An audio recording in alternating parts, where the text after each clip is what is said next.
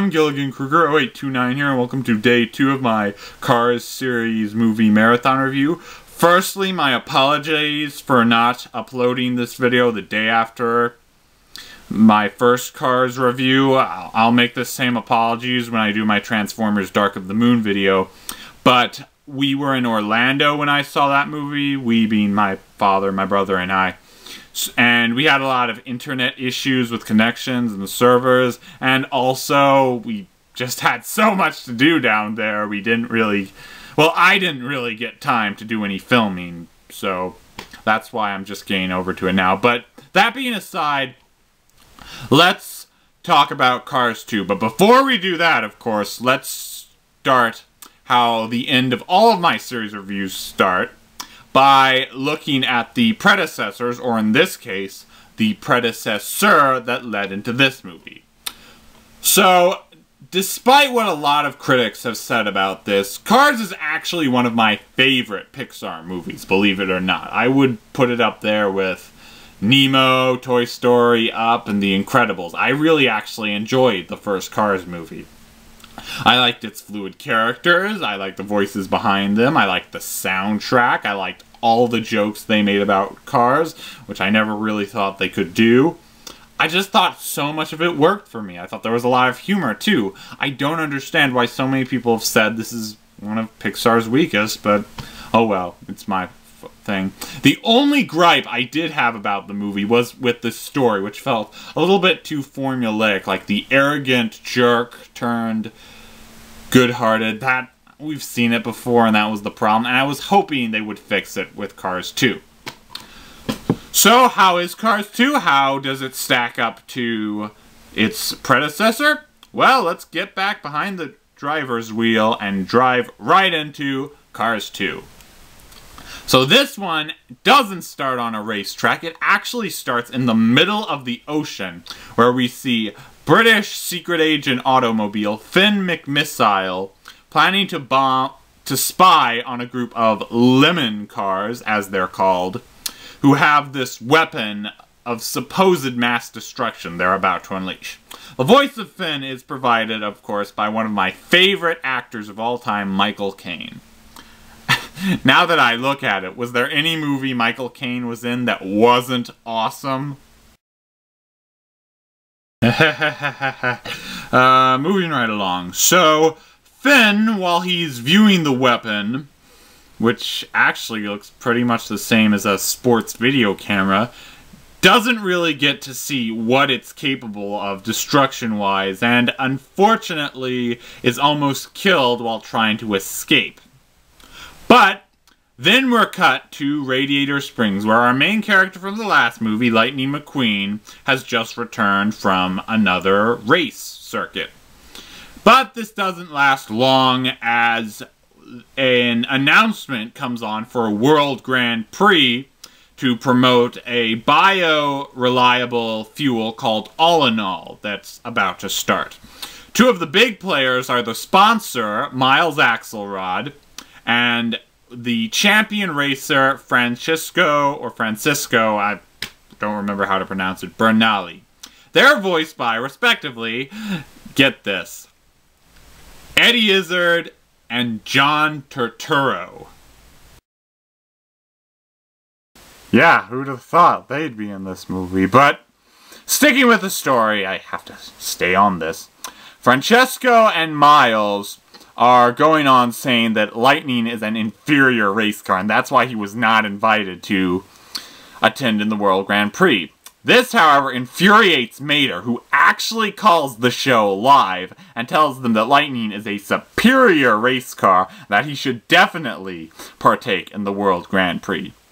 After some talks with Miles, Mater, and Francesco, Lightning is eventually persuaded into participating in the World Grand Prix, and he takes him and his loading crew to go.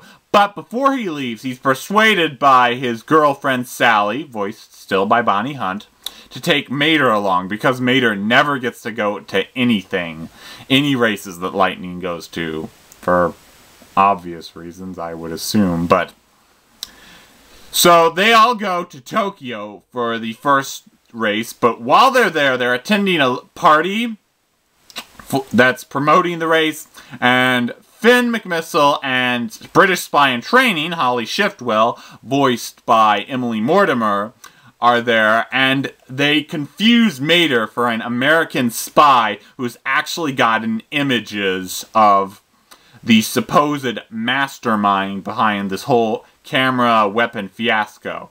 And the rest of the movie kind of plays off as a two-part film. The first is the spy aspect of it, and the second is rooting for Lightning McQueen to win the race. Now, this movie is called Cars 2, but I think a more appropriate title probably would have been Cars 2, The Living Headlights, or Cars 2, Live and Let Drive, because this is a lot more of a secret agent movie than anything else. It really overshadows the race part entirely, almost. That seems to be a subplot. It uses a lot of old elements from the older, sometimes dating back to the Sean Connery James Bond movies. But the question, when a lot of people heard this, was, is this hurtful or helpful to the movie? And to your surprise, I actually think for the most part, it helped the movie, because I love James Bond movies. Let me just throw that out there. Casino Royale is one of my favorite action movies. And one aspect of the James Bond movies, of course, was Bond always had a cool car. Maybe that's why they decided to intermix these. But the thing I liked in this movie, trying to stay still, is that they shifted it. It's not your standard race movie, and because of that, I found it a lot less formulaic than the first one, which, as I said earlier, was a gripe. And in here, it's got a lot more surprises. It's more of a mystery movie, and I applaud it for that. But there's a lot more than just the spy stuff that works for this movie. The animation is spectacular, even by Pixar standards. Like, I didn't see this in 3D, I only saw it in 2D, but I'm really wishing I did now, because it looked phenomenal.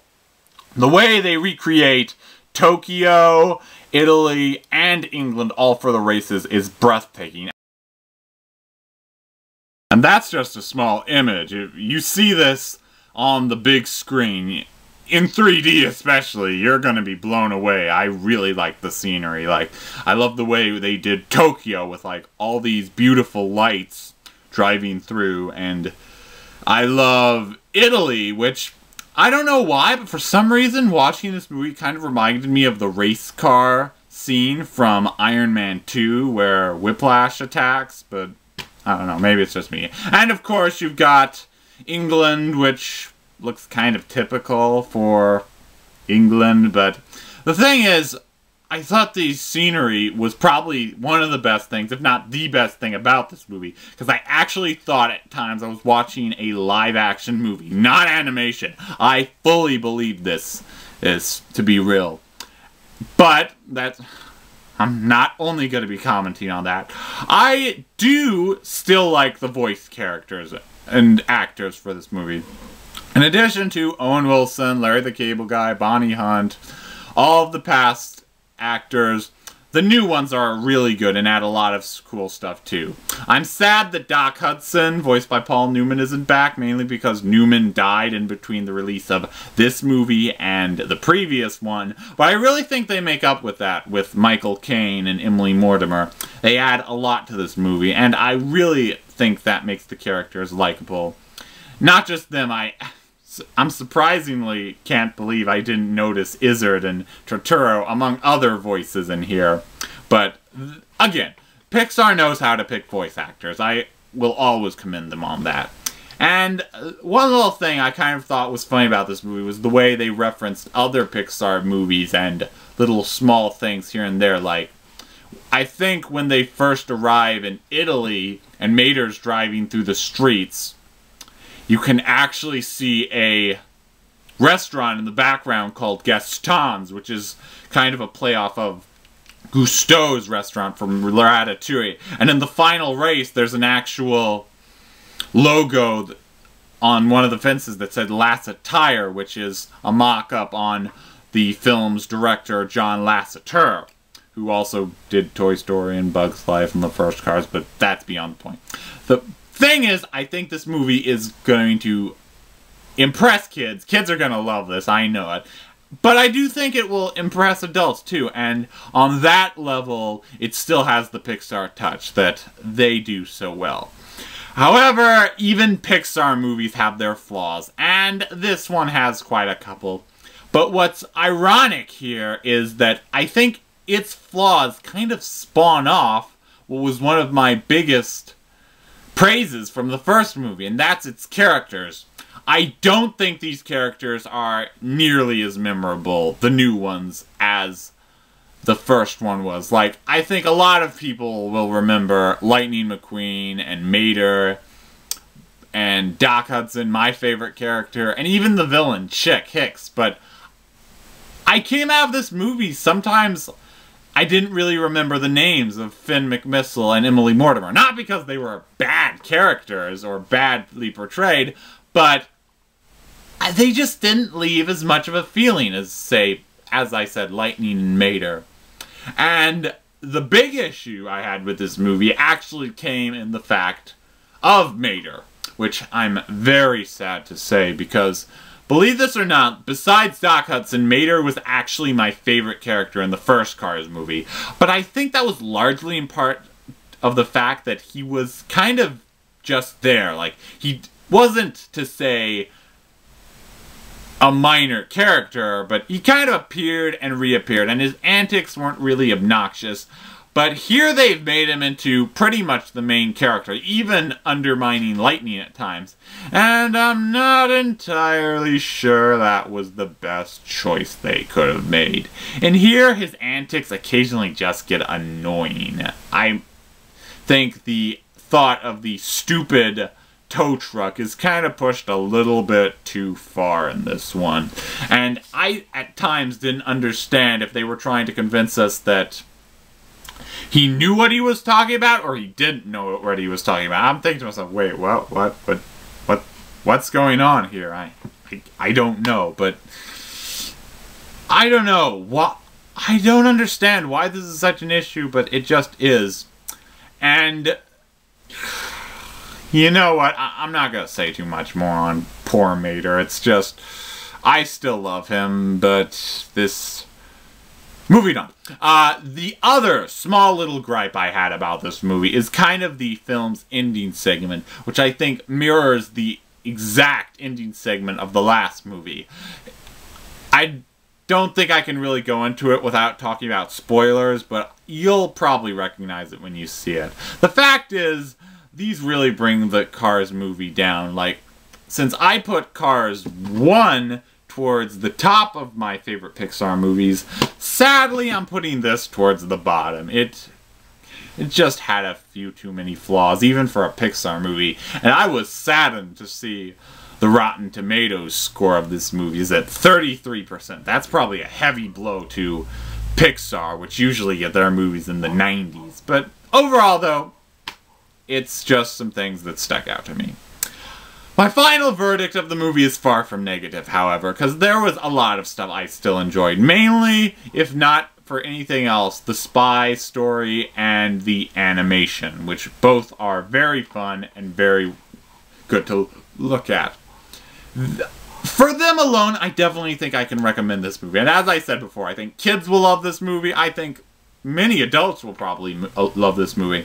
But this is the first year in a long time where a Pixar movie has not been my favorite animated movie of the year. I still think my favorite animated movie of the year has to go to Kung Fu Panda 2. In fact, I even kind of liked Rio a little bit more than this, but still, liked Cars 2, definitely recommend it. If not, even if you didn't, well, okay, sorry. If you didn't really like the first Cars movie, I don't think you'll be too impressed by this one. But if you did, give this one a try out. I think it's worth your time. It's not a bad release. It's a lot of fun. It's still entertaining. And by that, I still think Pixar has succeeded in making a good movie again. So, I give Cars 2 3.5 stars out of 5. And that ends my brief Cars movie series review. You can find all my movie reviews on my YouTube channel. If you have a movie you'd like me to review, comment on this video or on my channel. Until next time, peace!